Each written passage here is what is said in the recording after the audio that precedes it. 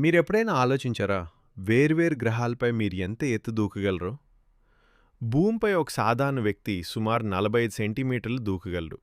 కానీ జూపిటర్‌పై భారీ గ్రావిటీ కారణంగా మీరు కేవలం 20 సెంటీమీటర్లు మాత్రమే దూకగలరు.